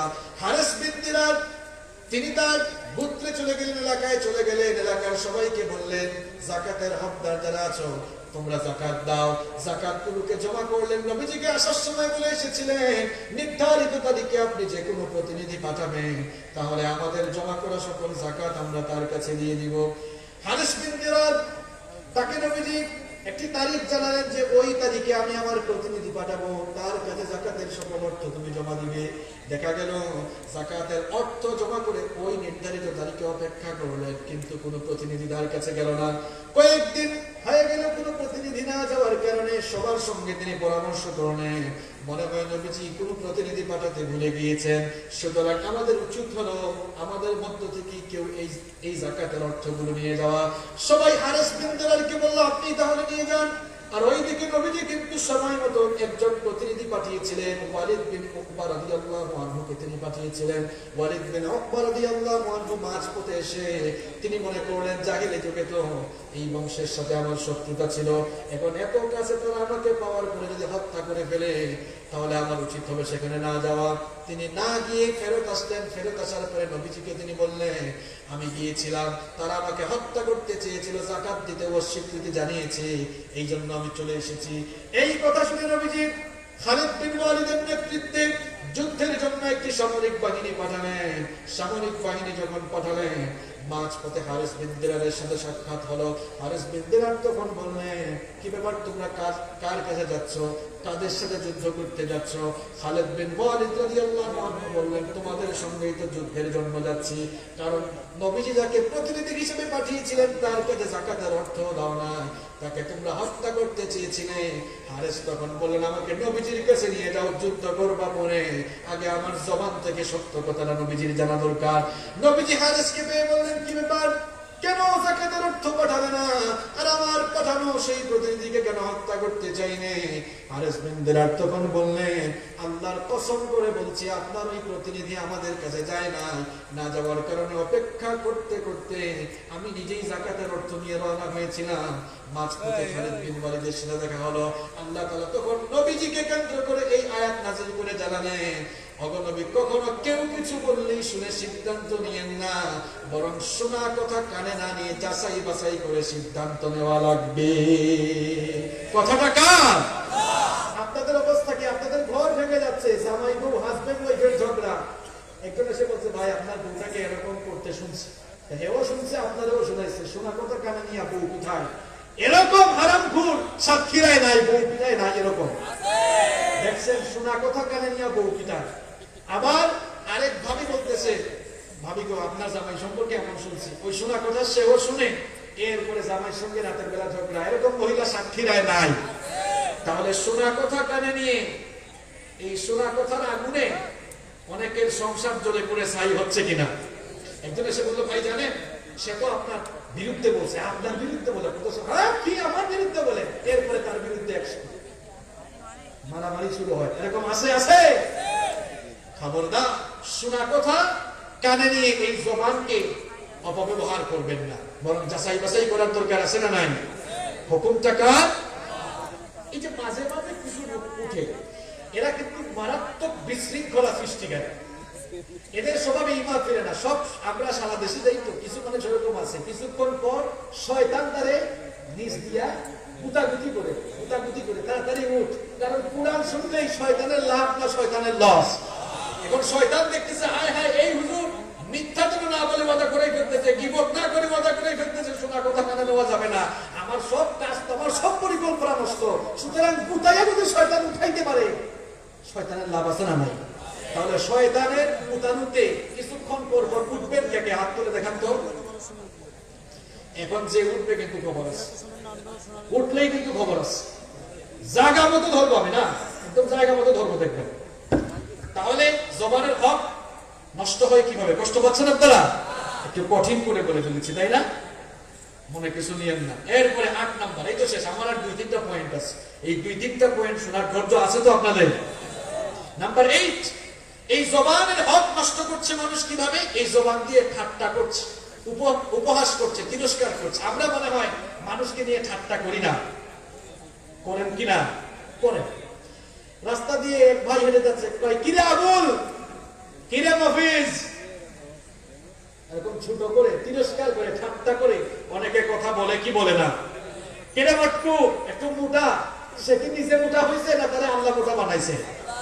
এই মটকু, একটু খাটো, কিরে বাচ্চা, এইসব কথা মনে হয় সাতক্ষীরায় নাই, আমার মনে হয় নাই এগুলো। একটু বেশি কথা বলে, কিরে আবুল, এই মফিজ, কি খবর, এরকম বলে। এইটা তাইলে জবানের সঠিক ব্যবহার নাকি অপব্যবহার? আমি কি একটা কথাও বানায় বলতেছি? সত্য কোরআন হাদিসের দলিল দিয়ে বলতেছি। এভাবে জবানের হক নষ্ট করা যাবে না। কোরআনুল কারীমের 49 নম্বর সূরা সূরাতুল হুজুরাতের 11 নম্বর আয়াতে রব্বুল আলামিন বললেন, ইয়া আইয়ুহাল্লাযীনা আমানু লা ইয়াসখর কওমুম মিন কওমিন আসা আন ইয়াকুনু খায়রাম মিনহুম ওয়ালা নিসাউম মিন নিসাইন আসা আন ইয়াকুননা খায়রাম মিনহুম। আল্লাহ তাআলা বলেন, হে বিশ্বাসীরা, মানুষকে নিয়ে ঠাট্টা উপহাস করো না। পুরুষ হোক নারী হোক, কেউ কাউকে নিয়ে ঠাট্টা উপহাস করো না। তার চেয়ে তুমি উৎকৃষ্ট হলেও তাকে নিয়ে ঠাট্টা উপহাস করা যাবে। এই জবানের অপব্যবহার। নাম্বার 9 নাম্বার কিভাবে করছি আমরা? মানুষের নামকে আমরা বিকৃত করে ডাকি। তার মা বাবা নাম রেখেছে আবুল কালাম, কি সুন্দর নাম। এখন নামকে বিকৃত করে ডাকে, কিরে কালাইন্না, কেমন আছো বলে, এরকম বলে বলে। বাবা নাম রেখেছে আব্দুল সালাম, কিরে সালামিনা, সালামিনা, কালামিনা, রহিমনা, এরকম বলে। সাতক্ষীরায় নাই এরকম? আপনি ভাবতেছেন না হুজুর এগুলো তো ফান করে বলি। এই ফান কিন্তু আপনার জন্য কি হচ্ছে দেখেন। রব্বুল আলামিন সূরা হুজুরাতে সতর্ক করলেন, ওয়ালা তানাবাযু বিল আলকাব বিকসাল ইসমুল ফুসুক বাদাল ঈমান। ঈমানদার করে কাউকে নাম বিকৃত করে ডাকা বড় অন্যায় কাজ, ফাসিকি কাজ। এইজন্য আল্লাহ তাআলা বললেন, ওয়ালা তানাবাযু বিল আলকাব, মানুষকে মন্দ নামে ডেকো না, মানুষের নামটাকে বিকৃত করে ডেকো না। হুকুমটা, অর্ডারটা কার? তাহলে আজকে থেকে মানুষের নাম বিকৃত করে ডাকবেন। অনেকে তো আছে একটু ক্ষমতা পাইয়া হুজুরদের নামও বিগড়ায়, হুজুরদের নাম নিয়েও তামাশা করে। কি আছে ওদের? কিয়ামতের দিন তো আল্লাহ এই ঝুনার জমানে তালা লাগাবেন। কি এটা মনে হয় কোরআনে নাই? আল ইয়াউমা নাখতিমু আলা, বহু ফটো করছেন, আল্লাহ কিন্তু ধরবে। যা মন চায় তা বলি আমি। আমরা অনেক সময় যা মন চায় তাই বলি, মনে করি আমরা তো প্রোটেকশনের ভিতরে আছি, আমাদেরকে আর পায় কে?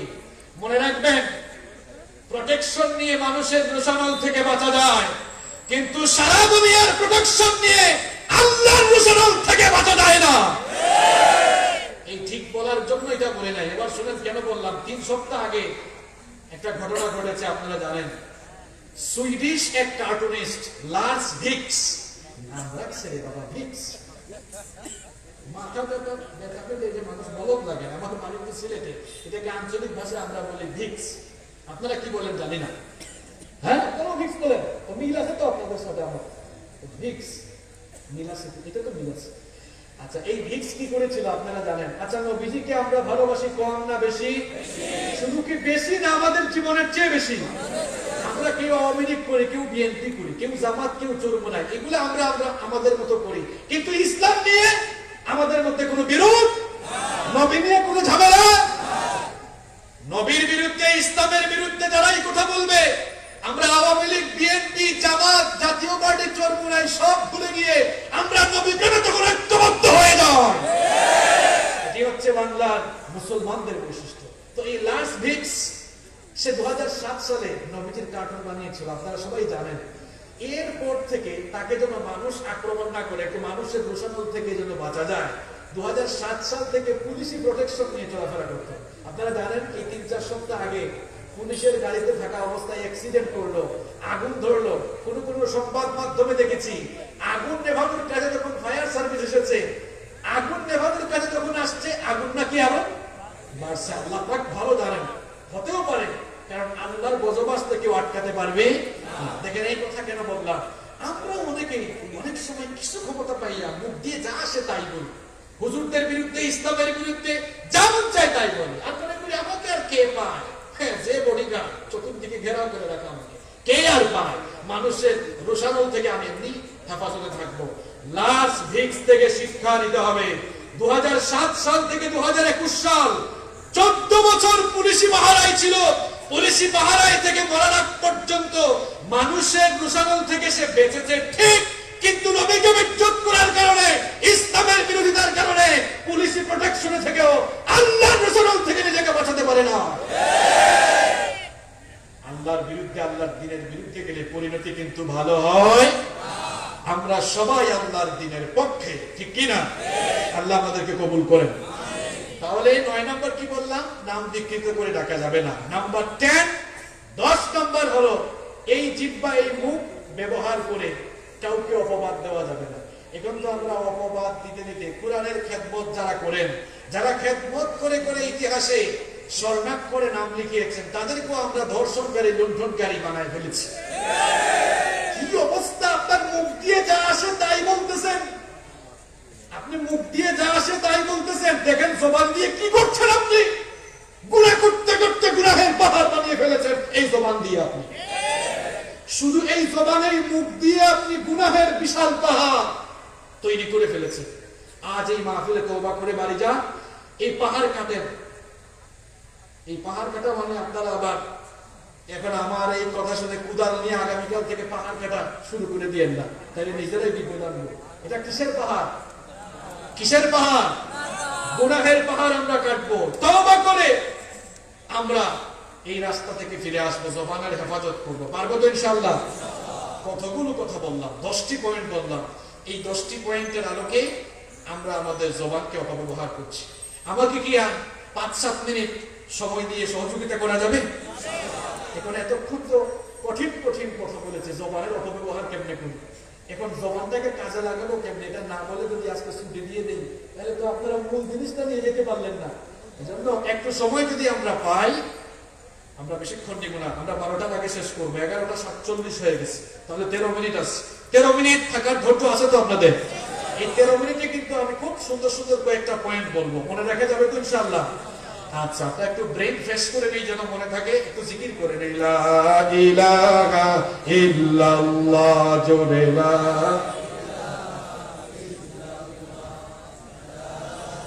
তো মোহব্বতে লা ইলাহা ইল্লাল্লাহ, লা ইলাহা ইল্লাল্লাহ।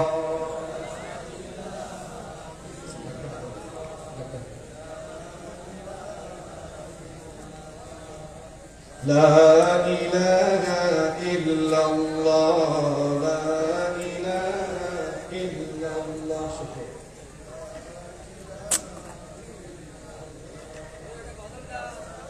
لا إله إلا الله محمد رسول الله صلى الله। প্রিয় ভাইরা আমার, মানুষ কেমনে জিহ্বা দিয়ে গুনাহ কামায়, প্রায় দীর্ঘ 1 ঘন্টা শুধু এটাই বললাম, জিহ্বা দিয়ে কেমনে গুনাহ কামায়।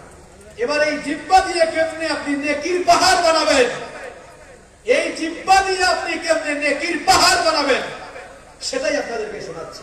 আমরা মন ভরে শুনবো ইনশাআল্লাহ। শুধু মন ভরে শুনবো আর আমল করবো না, এটা কি হয়? আমরা আমলও করবো ইনশাআল্লাহ। এতক্ষণ শুনলাম জিহ্বা দিয়ে গুনার পাহাড় কেমনে হয়, এবার আমরা শুনবো জিহ্বা দিয়ে নেকির পাহাড়ও কেমনে বানানো যায়। আমরা জিহ্বা ব্যবহার করে নেকির পাহাড় বানাবো ইনশাআল্লাহ।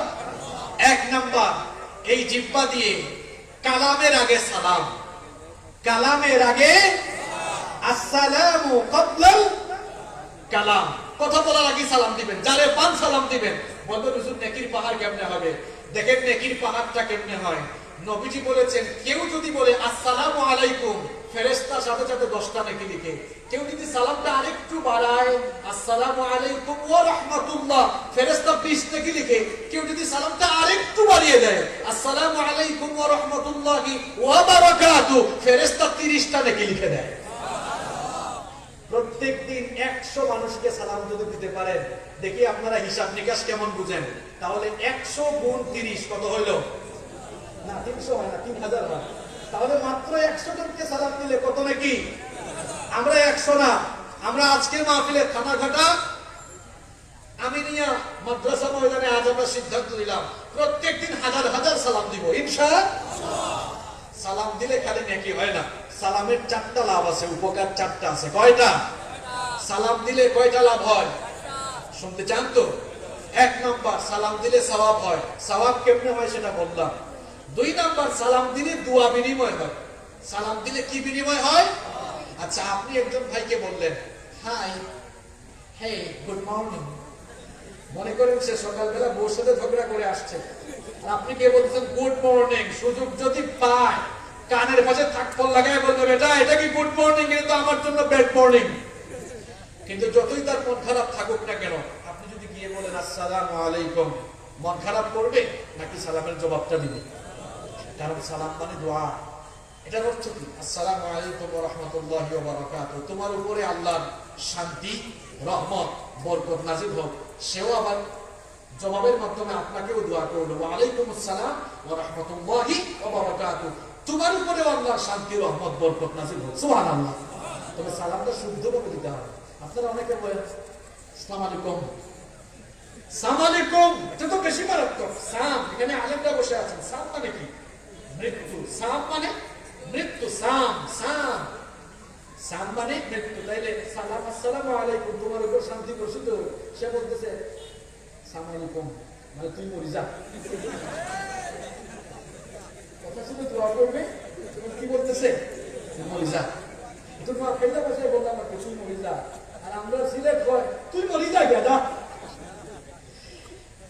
শোনেন, অমুসলিমরা সালাম দিলে সালামের জবাবে শুধু আলাইকুম বলতে হয়। কেন বলতে হয়? এখানে আলেমরা বসে আছে। একবার নবীজি বসে আছেন, পাশে আম্মা জান আয়েশা রাদিয়াল্লাহু আনহা।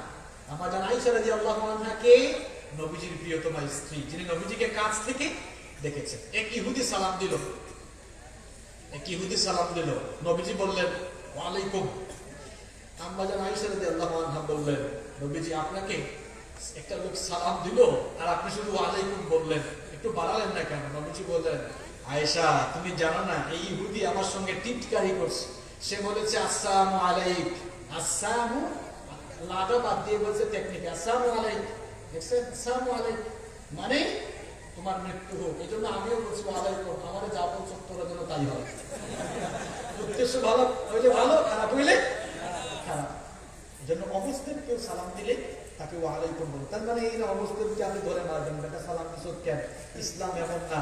যারা অমুসলিমকে গালি দেয়, অমুসলিমদেরকে নির্যাতন করে, অমুসলিমদের উপাসনায় হামলা চালায়, আল্লাহর কসম তারা মুসলমান নয়, ইসলামের বন্ধু নয়, এরা ইসলামের আসল দুশমন। অমুসলিমদেরকে ধর্মীয় নিরাপত্তা দেওয়া এটা আপনার ইমানি দায়িত্ব। যদি আপনার আশেপাশে অমুসলিমরা একটু নিরাপদে থাকতে পারে না, কিসের মুসলমান বুঝেন আপনি? এটা কিছুদিন আগে আমাদের দেশে যা ঘটনা ঘটল দুঃখজনক না, এটা কেউ কখনো করবেন না। আল্লাহর ওয়াস্তে অমুসলিমদেরকে গালি দিয়েন না, তাদের উপাসনালয়ে হামলা চালাইয়েন না।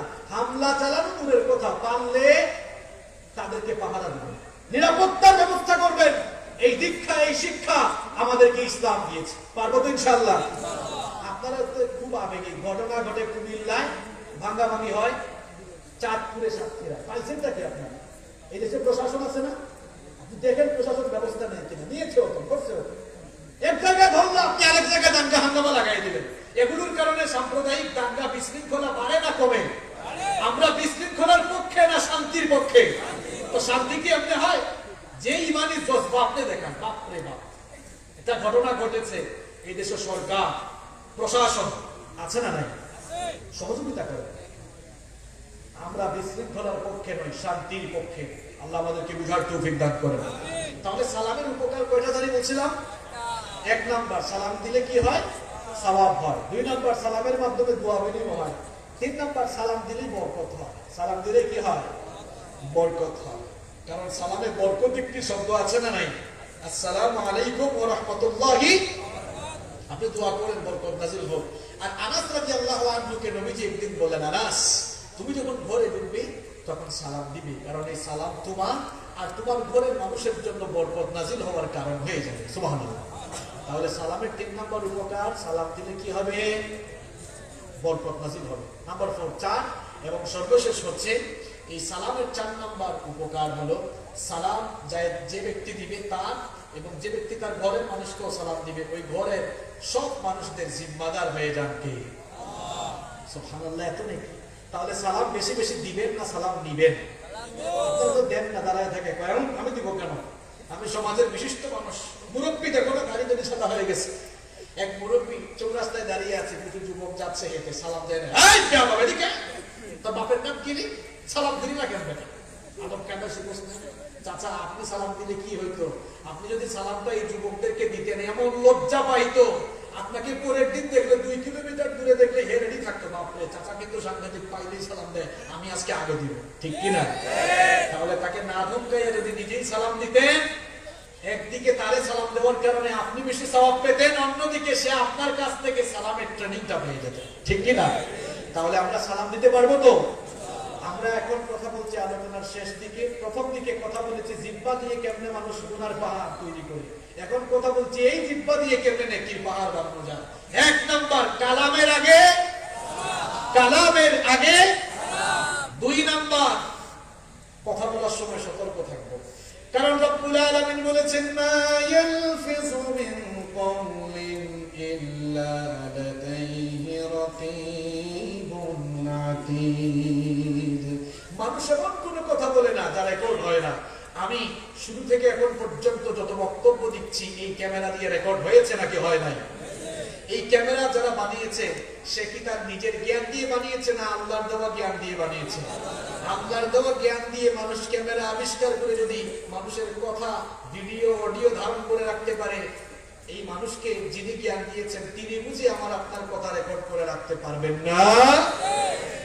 ওই রব বলছেন তোমাদের সব কথা রেকর্ড হয়। সুতরাং এই জিহ্বাকে সংযত করবো আমরা, অসংলগ্ন কথা বলবো না, অসংযত হয়ে যাব না, সতর্ক হয়ে কথা বলবো ইনশাআল্লাহ।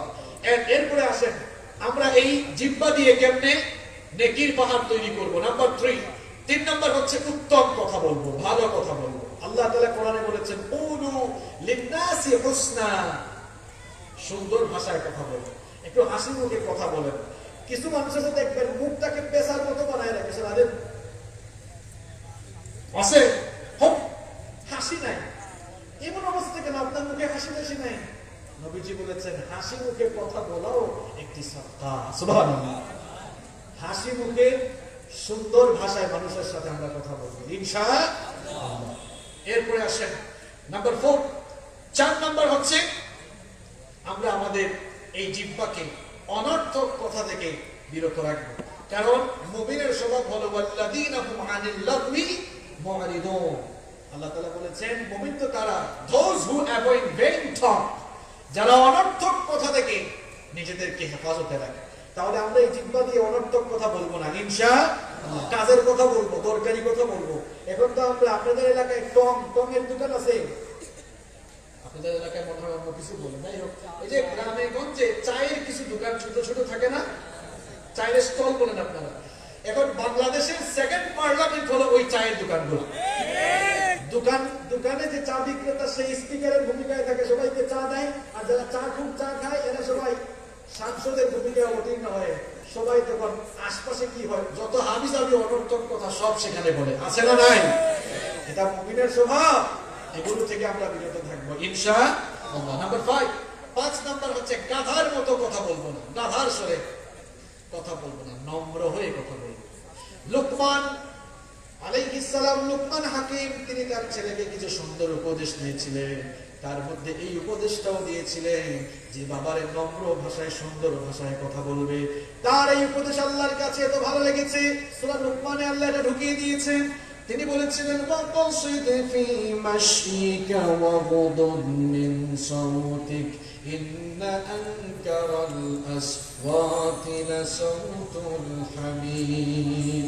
চলার সময় মধ্যম পন্থা অবলম্বন করো, দম্ভ ভরে হেঁটো না, বিচরণ করো না, দম্ভ ভরে বিচরণ করো না, আর গলার আওয়াজ নিচু করো, কর্কশ ভাষায় কথা বলো। নাম্বার 6 6 নম্বর হচ্ছে হিকমতের সাথে বুদ্ধিমত্তা খাটিয়ে কথা বলা, ব্যক্তিত্ব মেইনটেইন করে কথা বলা। নাম্বার 7, 7 নম্বর, এই জবান দিয়ে দাওয়াতি কাজ করা। যে যতটুকু পারেন দাওয়াতি কাজ করবেন, কারণ কথার মধ্যে সবচেয়ে দামি কথা হলো দাওয়াতি কথা, আল্লাহর দিকে মানুষকে ডাকা। বলেছেন কে? আল্লাহ তাআলা বলেছেন, ওয়ামান আহসানু কওলাম মিম্মান দাআ ইলাল্লাহি ওয়া আমিলা সালিহান ওয়া ক্বালা ইন্নানি মিনাল মুসলিমিন। তার কথার চাইতে আর কার কথা উত্তম ভালো হতে পারে যে তার কথা দিয়ে মানুষকে আল্লাহর দিকে ডাকে। সুবহানাল্লাহ। আর এই জবান দিয়ে মানুষকে কার দিকে ডাকবো? আল্লাহ আর তার রাসূলের দিকে ডাকবো। আল্লাহ তৌফিক দান করেন। নাম্বার 8, 8 নাম্বার হচ্ছে এই জবান দিয়ে খালি মানুষের সাথে তর্ক করবো না। অনেকেই বলে আসো বহস করবো, বহস বহস। বহসের সমাধান হয়? তর্ক বিতর্কের সমাধান বাড়ে না সমাধান কমে? আমি আজ পর্যন্ত দেখি নাই তর্ক করে কোনো বিষয়ের সমাধান হইতে। আমি দেখেছি সংলাপের মাধ্যমে সমাধান হতে। আমি তর্ক করে কোনো সমাধান কোথাও হতে দেখি নাই। আমি দেখেছি দুইজন বসে শ্রদ্ধাবোধের সাথে কথা বলে সমাধান। এজন্য আল্লাহ কোরআনে বলেছেন, তর্ক করো না, মূর্খদের সাথে তর্ক করো না, এদেরকে সালাম দিয়ে কেটে পড়ো, এদের সাথে কথা বলে খামাখা তুমি তোমার সময় নষ্ট করো না। এটা রহমানের বান্দার বৈশিষ্ট্য নয়, বরং রহমানের বান্দার বৈশিষ্ট্য হলো ওয়া ইবাদুর রাহমানিল্লাযীনা ইয়ামশুনা আলাল আরদি হাওনা ওয়া ইযা খাতাবাহুমুল জাহিলুনা ক্বালু সালামা। রহমানের বান্দার স্বভাবটা কেমন শুনে? রহমানের বান্দার স্বভাব হলো ইদা খাতাবাহুমুল জাহিলুন, জাহেল মূর্খ অজ্ঞদের সামনে পড়লে ক্বালু সালামা, সালাম দিয়ে বলে ভাই তোমার তর্ক তুমি করো, আমার এত সময় কেটে পড়ে। এরপরে নাম্বার 9, আমরা জিহ্বাকে কেমনে কাজে লাগাবো, জিহ্বা দিয়ে নেকির পাহাড় কেমনে আমরা করবো। নাম্বার 9 নাম্বার হচ্ছে, এটা আমার মা বোনদেরকে নিয়ে বলতে চাই। মা বোনরাও তো শুনতেছে তাই না? ইউটিউবেও তারা শুনবে। মা বোনদের উদ্দেশ্যে তো কথা বলা দরকার। এতক্ষণ তো খালি আপনাদের উদ্দেশ্যে বলছে তা না, এগুলো মা বোনরা করবে, মা বোনরাও গীবত চুগলখড়ি করবে না। কিন্তু এই পয়েন্টটা শুধু আমার মায়েদের জন্য, আমার বোনদের জন্য। আমার মা বোনদের জন্য আল্লাহ এটা আলাদা স্পেশাল একটা আয়াত নাযিল করেছে। এই মুখ দিয়ে মায়েরা বোনেরা যেন পরপুরুষের সাথে কোমল ভাষায় নরম ভাষায় কথা না বলে অর্ডারটা দিয়েছেন কে? দিয়েছেন কে? অনেকে আছে নিজের জামাইয়ের সাথে সুন্দর করে কথা বলেন। ঘরে কাজ করছে হাজবেন্ড, অফিসে গিয়েছে, ব্যবসায় গিয়েছে, ফোন দিয়েছে, দিয়ে বলছে বউ কি করো? ফোন তো বলো টাইম পাও না, জানো না কি করতেছে, কাজ করতেছে। জামাইয়ের সাথে একটা কথা বলে, পাশের বাড়ির একজন আসছে, ভাবি বাসায় আছেন? হ্যাঁ ভাই বাসায় আছি, আসো না। কি এরকম আছে কিনা? ভাবিদের দোষ দিয়ে হলাম যে আপনারাও তো এমনটা করেন। এক ভাই কাপড়ের দোকান, সাতক্ষীরায় মার্কেটের দোকান আছে আর কি। হঠাৎ করে কিছু আপুরা আসছে কাপড় চোপড় কিনবে, আপু আসেন আসেন বসেন। এই সময় হঠাৎ করে বউ ফোন দিছে, জামাইকে ফোন দিছে, সুন্দর করে বলতেছে কি করছো তুমি?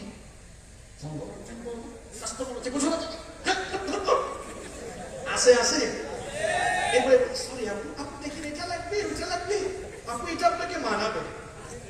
আপুকে মানায়, তোমার বউকে বুঝি মানায় না?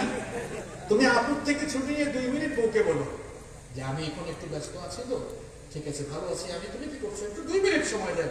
আপনার বউ এত কষ্ট করে আপনার জন্য রান্না বান্না করে, এত টেক কেয়ার করে, আপনি বুঝি 2টা মিনিট হাসি মুখে কথা বলতে পারেন না? মুখের ভাষা দিয়ে অনেক কিছু জয় করে ফেলা যায়। মুখের ভাষায় গরমকে নরম বানিয়ে দেওয়া যায় কি যায় না? এই জবান দিয়ে সুন্দর কথা বলে। আমার মা বোনরা খবরদার, পরপুরুষের সাথে নরম ভঙ্গিতে, নরম ভাষায়, আকর্ষণীয় ভঙ্গিতে কখনো কথা বলবেন না। কারণ আল্লাহ তাআলা সূরা আহজাবের 32 নম্বর আয়াতের শেষাংশে বলেছেন, ফালা তাখদাউনা বিল কওলি ফায়াতমাআল্লাযী ফী কলবিহি মারাদুন ওয়া কুলনা কাওলান মা'রুফা। আল্লাহ তাআলা বলছেন পরপুরুষের সাথে কোমল ভঙ্গিতে কথা বলো না, কারণ যাদের অন্তরে রোগ আছে সে প্রলুব্ধ হতে পারে, ফিতনায় জড়িয়ে যেতে পারে। এই জন্য পরপুরুষের সাথে কোমল ভাষায় কথা বলা যাবে। ভাইরা যারা আছেন, ওয়াইফকে, নিজের বিবিকে বলবেন যে পরিচিত ছাড়া অপরিচিত কেউ ফোন দিলে নরমাহারাম ভাবে ফোনটা রিসিভ করো না, কারণ কথার আরেক নাম লতা। কথার আরেক নাম কি লতা বলে বুঝুন? লতি খায় না মানুষ, এটাকে লতা বলেন। তো কথার নাম লতা। মনে করেন ওয়াইফ ফোন ধরছে, এরপরে আরেকজন দেখছে, হ্যাঁ হ্যাঁ আজকে ভাবি ধরছে, ভাবি কেমন আছেন, কি করছেন, এই সেই, এখন কথার নাম কি হয়ে যাচ্ছে? তবে খবরদার আমার বোনেরা, কখনো হাজবেন্ডের ফোন রিসিভ করবেন না, হাজবেন্ডের ফোন রিসিভ করবেন না। তবে হাজবেন্ডকে দেখে দেখে রাখেন, কেয়ার করেন, এটা আপনি করতে পারেন, এটা আপনার অধিকার। কিন্তু পর পুরুষের সাথে আকর্ষণীয় ভঙ্গিতে কথা বলবেন না। আল্লাহ আমাদেরকে তৌফিক দান করেন। তাহলে এই কয়টা পয়েন্ট বললাম? 9টা। আর বাদ বাকি 10টি পয়েন্ট আমি শুরুতে বলেছিলাম যেগুলোর কারণে অপব্যবহার হয়, এগুলোকে উল্টাই দিতে হবে। 10 নম্বর, মিথ্যা বলা যাবে না, জিহ্বা দিয়ে সবসময় সত্য কথা বলতে হবে। 11 নম্বর, গালিগালাজ করা যাবে না। 12 নম্বর, গীবত করা যাবে না। 13 নম্বর, দ্বিমুখী কথা বলা যাবে না। 14 নম্বর, চুগলখোর হওয়া যাবে না। 15 নম্বর, জিহ্বা দিয়ে মানুষকে কষ্টদায়ক কথা বলা যাবে না। 16 নম্বর, যাচাই বাছাই না করে কথা বলা যাবে না। 17 নম্বর, ঠাট্টা উপহাস করা যাবে না। 18 নম্বর, মানুষকে বিকৃত নামে ডাকা যাবে না। 19 নম্বর, এই জিহ্বা দিয়ে কাউকে অপবাদ দেওয়া যাবে। এই আমলগুলো করতে পারবো তো আমরা ইনশাআল্লাহ? করতে পারলে আমি যে এত কষ্ট করে এসেছি, প্রায় 12-13 ঘন্টা সফর করে, আমি এত কষ্ট করে বললাম, বলাটাও সফল। আপনারাও যদি মানতে পারেন তখন এটা সফল এবং সার্থক হবে ইনশাআল্লাহ। আল্লাহ তাআলা যতগুলো কথা আমি বলেছি, যদি মনের অজান্তে কোনো ভুল কথা বলি, আল্লাহ তোমার বান্দাদের অন্তর থেকে সেগুলো মুছে দিও। আর যতগুলো কথা আমি হক সত্য বলেছি কোরআন হাদিস থেকে, প্রথমে আমাকে আর যারা শুনেছে সবাইকে তুমি আমল করার তৌফিক দান করে দিও। আমি আর কথা বাড়াবো না। আল্লাহর ওয়াস্তে আপনারা কেউ উঠবেন না, রিকোয়েস্ট করছি, গভীর রাত, দোয়া কবুলের সময়। আর কোনোদিন হয়তো আমরা দোয়া করার সুযোগ নাও পাইতে পারি, হয়তো আগামীকাল সকাল আমাদের কবরে গিয়েও কাটাইতে হতে পারে। বরং আসুন, গুনাহ করেছি, গুনাহের জন্য মাফ চাই, কেউ উঠবেন না। মুনাজাতের আগে কমিটির বক্তব্য থাকলে আমরা শুনবো, এরপরে মুনাজাতে যাবেন।